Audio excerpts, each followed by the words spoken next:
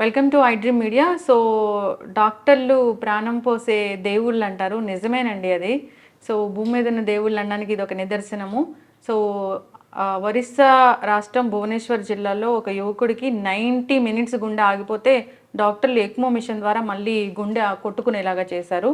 So ఇది చాలా అరుదైన సంఘటన. దీని గురించిన పూర్తి వివరాలు తెలుసుకుందాం. ఈరోజు మనతో పాటు ఉన్నారు ప్రముఖ కార్డియాలజిస్ట్ డాక్టర్ ముఖర్జీ గారు from pulse super speciality hospital Miyapur.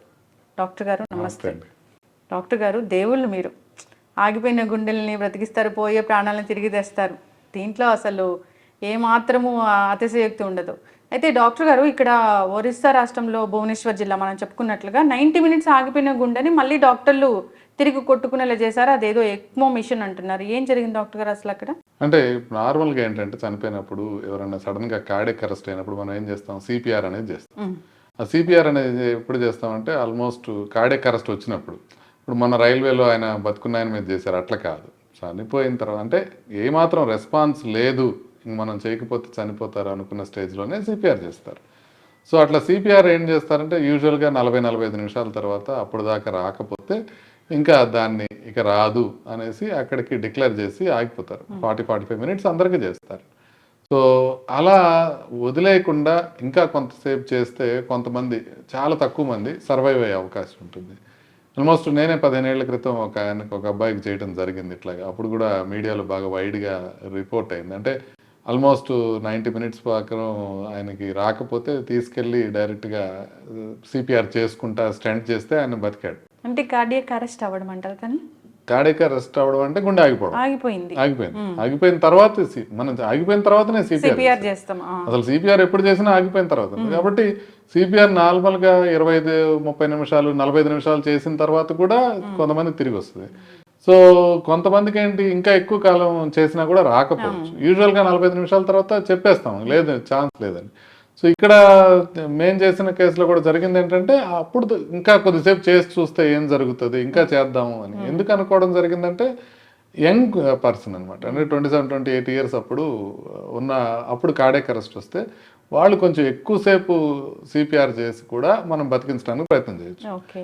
బాగా పెద్దవాళ్ళు ఉన్నారనుకోండి, వాళ్ళకి 45 మినిట్స్ తర్వాత రాకపోతే ఇంకా ఉపయోగం ఉండదు. అయితే యంగ్ పీపుల్కి కొంత మేరకు ఉపయోగం ఉండే అవకాశం ఉంటుంది. అయితే ఈ సిపిఆర్లోనే కొన్ని రకాల వేరే ప్రక్రియలు కూడా అందుబాటులో ఉన్నాయి. అట్లా ఒక ప్రక్రియనే ఈసిపిఆర్ అంటారు అనమాట. ఈసిపిఆర్ అంటే ఏంటంటే, ఈ ఎక్మోను ఉపయోగించుకొని సిపిఆర్ చేయటాన్ని ఈసిపిఆర్ అని పిలుస్తారు. అసలు ఎక్మో అంటే ఏంటి, ఎక్స్ట్రా కార్పోరియల్ మెంబ్రేన్ ఆక్సిజనేషన్ అని, ఈసిఎంఓ అని.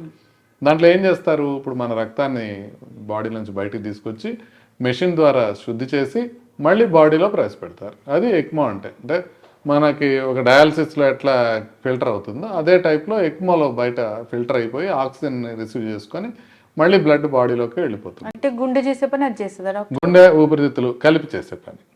అంటే ఇప్పుడు ఊపిరితిత్తులు కూడా మనకేంటి ఆక్సిజన్ అందజేస్తాయి, గుండె దాన్ని పంప్ చేస్తుంది. ఇది ఊపిరితిత్తులాగానే ఆక్సిజన్ అందిస్తుంది, గుండె లాగానే పంపింగ్ చేస్తుంది. సో 2 రకాలుగా అయిపోతుంది. కాబట్టి కొంతసేపు గుండె ఆగిపోయినా కూడా ఎక్మో దాన్ని ట్యాకిల్ చేయగలుగుతుంది.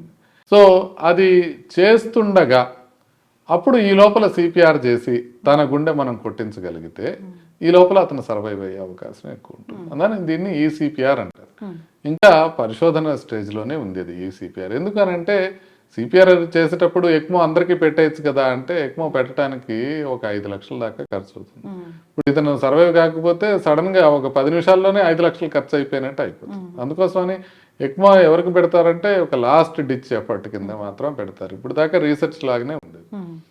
సో అదేవిధంగా ఇప్పుడు మనం ఎక్మో పెడితే సరిపోదు. ఎక్మో పెట్టగానే మనం అండర్లైన్ కాజ్ ఏముందో కనిపెట్టి దాన్ని ట్రీట్ చేయాలి. ఇప్పుడు ఫర్ ఎగ్జాంపుల్ కార్డియాక్ అరెస్ట్ ఎందుకైంది, దానికి ఒకవేళ న్యూమోథరాక్స్ కారణమా, లేకపోతే పెరికార్డియల్ ఎఫ్యూజన్ వచ్చి ట్యాంపనైడ్ వచ్చిందా, లేకపోతే హార్ట్ అటాక్ వచ్చి కార్డియాక్ అరెస్ట్ వచ్చిందా, లేకపోతే ఏదైనా ఎలక్ట్రోలైట్ డిస్టర్బెన్సెస్ వచ్చి కార్డియాక్ అరెస్ట్ వచ్చిందా, ఎందువల్ల కార్డియాక్ అరెస్ట్ వచ్చింది అనేది ఈ లోపల కనుక్కొని మనం దాన్ని ట్రీట్ చేసే లోపల ఎక్మో పెట్టి ఉంచితే బ్రెయిన్ డ్యామేజ్ కాకుండా ఉంటుంది. ఎక్మో పెట్టేశారు, సో దానివల్ల మీకు బ్లడ్ పంపింగ్ జరిగిపోతా ఉంది. సో అట్లా మనం సిపిఆర్ చేసేటప్పుడు సర్వైవల్ కొంత మేరకు ఈసిపిఆర్తో మెరుగుపడే అవకాశం ఉంది అని.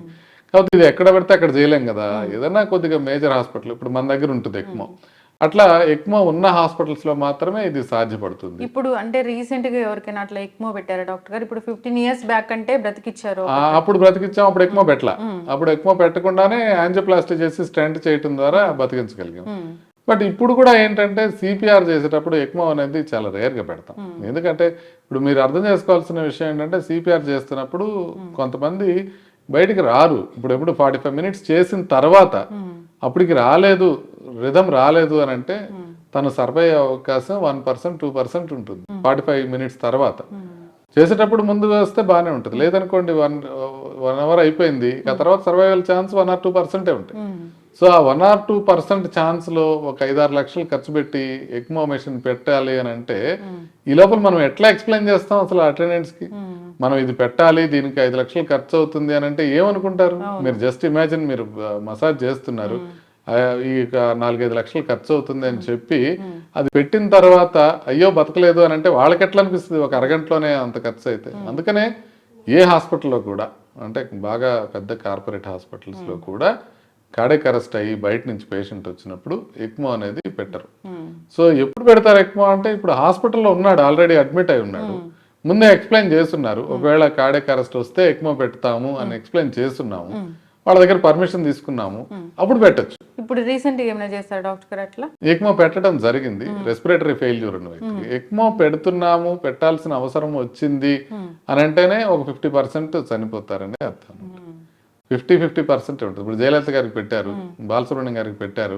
పెట్టిన తర్వాత అంటే ఏ స్టేజ్ లో పెడతారంటే ఎక్కువ ఇంకా అసలు మనం ఇంకా సిచ్యువేషన్ అస్సలు బాగలేదు అన్న స్టేజ్ లో ఎక్కువ పెడతారు. సో ఇంకొద్దిగా ముందు పెట్టచ్చు కదా అనే వాళ్ళు కూడా ఉన్నారు. అంటే ఇప్పుడు మనకి సిచ్యువేషన్ చేయి దాటిపోయేదాకా ఎందుకు ఆగాలి, ఇంకొంచెం ముందు పెట్టుకుంటే వాళ్ళ సర్వైవల్ బెటర్ అయ్యేది, అది కరెక్టే. సో అందుకని కొంచెం ముందు కూడా ఎక్కువ పెడతారు. కాకపోతే ఈ కమర్షియల్స్ ఇన్వాల్వ్ అయ్యేటప్పటికి కొద్దిగా ముందు పెట్టాలంటే అందరూ జంకుతారు. సో అందుకనే ఇది ఎక్కువని మనం ఇండిజినస్ గా తయారు చేసుకుని, ఇప్పుడంతా ఫారిన్ మేడే వస్తున్నాయి, అవి ఇండిజినస్ గా తయారు చేసుకుని కాస్ట్ తగ్గించగలిగాం అనుకోండి. ఇప్పుడు 5 లక్షలు అవుతుంది, 50,000లో జరుగుతుంది అనుకోండి, ఎవరైనా సిపిఆర్ చేసేటప్పుడు ఎక్కువ పెట్టేస్తారు. అంటే జనరల్ గా ఇప్పుడు ఇన్సూరెన్స్ ఉన్న వాళ్ళకి చేయొచ్చా డాక్టర్ గారు ఇలాంటి ట్రీట్మెంట్?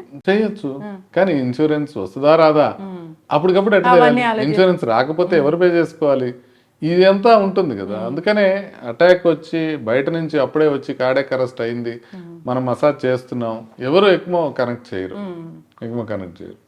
సో అందుకని, ఎందుకంటే ఎవిడెన్స్ కూడా, క్లినికల్ ఎవిడెన్స్ కూడా మీరు ఎక్మో కనెక్ట్ చేయటం వల్ల కొంత మేరకు మెరుగుదల ఉంటుంది, కానీ ఎక్మో కరెక్ట్ చేయగానే కంప్లీట్ గా రికవర్ అవుతారని ఉండదు. కాబట్టి భువనేశ్వర్లో డాక్టర్లు చేసింది మంచి విషయం. ఏజ్ చిన్న వయసులో అయితేనే పెట్టాలి. మరి ఇప్పుడు ఒక 70-80 ఏళ్ళు అతనికి మనం ఎక్మోలు పెట్టి అలా ఇబ్బంది పెట్టకూడదు. అంటే సర్వైవల్ ఛాన్స్ ఉంటే సరే, సర్వైవల్ ఛాన్స్ ఉందా లేదా, 1%, 2% ఉందా అన్నప్పుడు పెట్టుకోరు. సో ఇట్లా తక్కువ వయసు ఉన్న వ్యక్తికి పెట్టి చేయడం జరిగింది. వాళ్ళు కరెక్ట్ గానే చేశారు. సర్వైవ్ అయింది కాబట్టి అది బయటకు వస్తుంది, సర్వైవ్ కాకపోతే అది వేరే రకంగా ఉంటుంది. అయితే డాక్టర్ గారు సిపిఆర్ చేసేటప్పుడే మీకు ఒక ఐడియా వస్తుందా, ఈ ఎక్మో పెడితే బతుకుతాడు అన్న ఐడియా వస్తుందా డాక్టర్లకి? తెలీదు. కాకపోతే ఎప్పుడు అట్లా బతికే అవకాశం ఉంటుంది సిపిఆర్ చేసేటప్పుడు అంటే, యంగ్ పర్సన్ ఉన్నాడు, ఒక కార్డియాక్ అరెస్ట్ తప్పితే ఇంకేమీ ప్రాబ్లమ్స్ లేవు, కిడ్నీ ప్రాబ్లం లేదు, లివర్ ప్రాబ్లం లేదు, ఊపిరితిత్తులు బాగా పనిచేస్తున్నాయి, అన్ని బాగున్నాయి, ఒక్క గుండె మాత్రం ఆగిపోయింది, అలాంటి వాళ్ళకి పనిచేస్తాయి. సో అట్లా కాదు, ఈయనకి కిడ్నీ ఫెయిల్యూర్ ఉంది, లివర్ ఫెయిల్యూర్ ఉంది, ఊపిరితిత్తులు అంతా వాటర్ ఉంది, అన్ని ప్రాబ్లమ్స్ ఉన్నాయి అనుకోండి, ఇప్పుడు మనం ఎక్కువ పెడితే ఏం సాధిస్తాం, ఆయనకి సర్వైవల్ ఛాన్సెస్ తక్కువ ఉంటాయి. సో అలా మనకు కొంత మేరకు అవగాహన వస్తుంది. కానీ ఇప్పుడు వాళ్ళు కూడా, ఆ డాక్టర్లు కూడా భువనేశ్వర్లో వాళ్ళు చెప్పింది ఏంటి, ఏదో ఒకటి చేసి చూద్దాం, చిన్న వయసు కదా, ఏదో ఒకటి చేసి చూద్దాం అనేది ఎక్కువ చేస్తే అతను సర్వైవ్ అవడం జరిగింది. చాలా మంచి పన్నాము. మీరు కూడా 15 years బ్యాక్ బ్రతికించాను అని 15 years బ్యాక్ అప్పుడు మీడియాలో వైడ్ గా రిపోర్ట్ చేశారు, అన్ని పేపర్ కటింగ్స్ అన్ని పాత క్లినిక్ లో. సో తన పేరు కూడా గుర్తుంది నాకు. తర్వాత అప్పటికి అన్మ్యారీడ్ గా ఉన్నాడు తను, చాలా మేజర్ ప్రాబ్లం అయితే స్టంట్ వేసిన తర్వాత తను సెట్ అయిపోయాడు, తర్వాత డిశ్చార్జ్ చేసేయడం జరిగింది. మామూలు సిపిఆర్ చేసి సర్వైవల్ చేసేవి చాలా ఉంటాయి, మాకు రొటీన్ గానే ఉంటాయి, అన్ని కార్డియాలజీ హాస్పిటల్స్ లో ఉంటాయి. బట్ ఆల్మోస్ట్ గంట సేపు సిపిఆర్ చేసిన తర్వాత, లేకపోతే గంటన్నర సిపిఆర్ చేసిన తర్వాత సర్వైవల్ అనేవి రేర్. డీఫిబ్రిలేటర్స్ అవన్నీ కూడా పెడతారు డాక్టర్? అవన్నీ ఫస్ట్ నుంచే జరుగుతుంది. ఇప్పుడు మీరు సరే సిపిఆర్ స్టార్ట్ చేసిన ఫస్ట్ మినిట్స్ లోనే మీరు డీఫిబ్రిలేటర్ చేయడం జరుగుతుంది. ఓకే, అంటే ఏదైనా కానీ హాస్పిటల్కి వచ్చే టైం కూడా త్వరగా రావడము. పూర్తిగా అవన్నీ ఉంటుంది, డిపెండ్స్ ఆన్ ఏజ్ ఉంటుంది. సో మల్టీ ఫ్యాక్టర్స్ కూడా దాంట్లో ఉంటాయి. అవును. ఎస్, ఖచ్చితంగా డాక్టర్ గారు. ఏదైనా కానీ ప్రాణాలను బ్రతికిస్తూ ఉన్నారు, పోయిన ప్రాణాలని. నిజంగా అభినందించాల్సిన విషయం. ప్రతిసారి చేయలేము, మనం ప్రయత్నం మాత్రం ప్రతిసారి చేస్తాం. కొన్నిసార్లు సక్సెస్ అవుతాం, హ్యాపీగా ఉంటుంది. కొన్నిసార్లు సక్సెస్ కాలేం, బాధగా ఉంటుంది. బట్ తప్పదు. ఎస్, ఖచ్చితంగా డాక్టర్ గారు. So thank you so much అండి, మీ వాల్యుబుల్ టైం మాకు ఇచ్చినందుకు. సో మళ్ళీ మనం కంటిన్యూ చేద్దాము next. Thank you so much doctor. నమస్తే. ధన్యవాదాలు. Thank you.